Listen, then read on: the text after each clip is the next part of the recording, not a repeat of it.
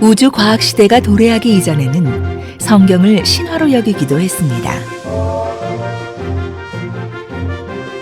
그러나 현재에는 성경이 사실임이 과학을 통해 입증되고 있습니다. 3500년 전 청동기 시대의 우주과는 사실과는 거리가 멀었습니다.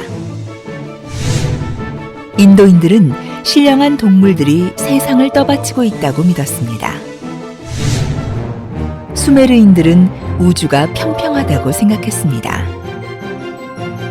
고대인들은 지구가 우주 공간에 떠 있다는 것을 감히 상상하지도 못했습니다.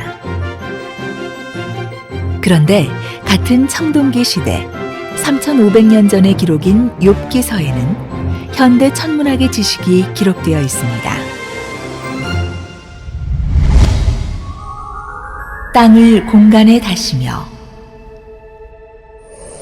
성경은 마치 인공위성에서 지구를 촬영한 것처럼 묘사하고 있습니다.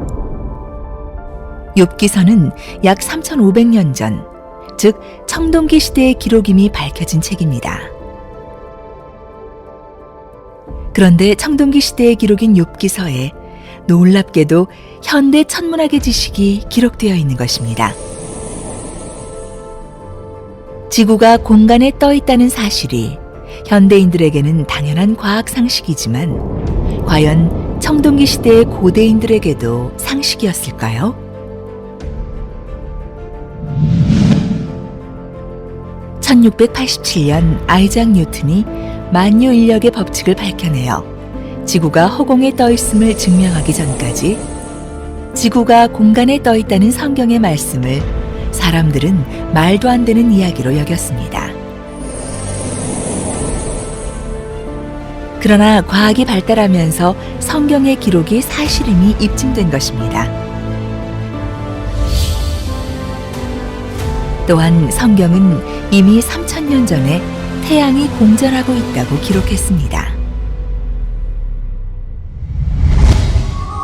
해는 그 방에서 나오는 신랑과 같고 그 길을 달리기를 기뻐하는 장사 같아서 하늘 이 끝에서 나와서 하늘 저 끝까지 운행하며. 그러나 인류는 20세기에 이르러서야 태양이 은하를 중심으로 공전한다는 사실을 발견했습니다. 린드블라드에 의해 태양이 초속 250km로 공전한다는 사실이 밝혀졌습니다. 태양의 공전에 대한 성경의 기록이 사실임이 입증된 것입니다.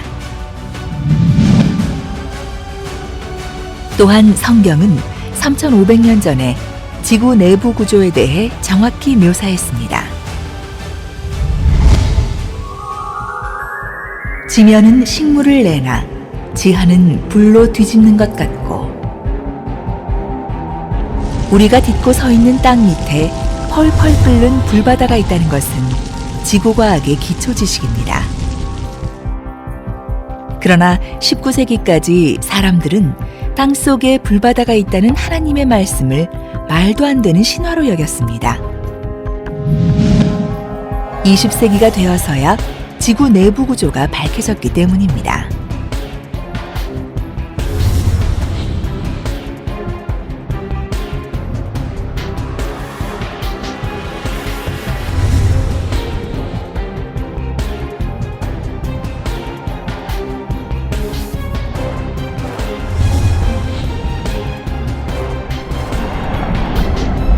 과학의 발달로 성경이 사실임이 밝혀진 것입니다. 그리고 3500년 전의 고대인에게 물의 순환에 대한 지식이 없었음은 물론입니다. 그러나 성경은 이미 3500년 전에 물의 순환에 대해 기록했습니다.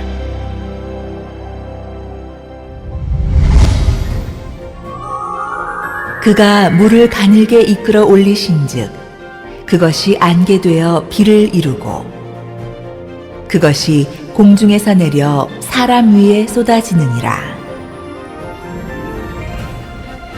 물은 증발, 응결, 강수의 3단계를 거쳐 순환합니다. 바다나 강으로부터 매일 수백만 톤의 물이 태양열에 의해 증발되어 수증기가 됩니다. 이 수증기가 응결하면 구름이 되고 구름의 수증기 입자의 충돌로 물방울이 되면 비가 내리게 됩니다. 16세기에서 17세기가 되어서야 페라울트와 마리오테가 실험을 통해 물의 순환을 밝혔습니다.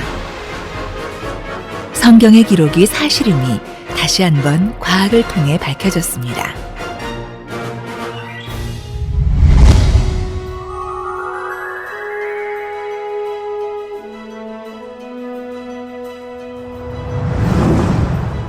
인류 역사상 위대한 과학자들은 과학을 통해 하나님의 존재와 성경이 사실임을 더 확실하게 믿었던 것입니다. 우주는 지극히 선하신 하나님께서 질서정연하게 우리를 위하여 만드셨다. 태양과 행성들 그리고 해성의 아름다운 체계는 이지적이고 능력 있는 분의 계획과 주관 아래서만 가능하다. 그리고 그러한 사실 때문에 그분은 주 하나님으로 불린다. 과학의 발견이 신앙적인 시각에 맞는 우주를 드러내고 있다. 이처럼 성경은 비과학적이 아니라 현대과학을 앞서는 초과학의 세계가 기록되어 있는 책입니다.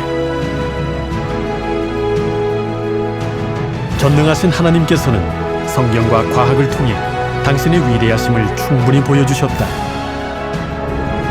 문제는 하나님의 부족함이 아니라 우리의 우둔함이다. 성경을 믿으셔야 합니다.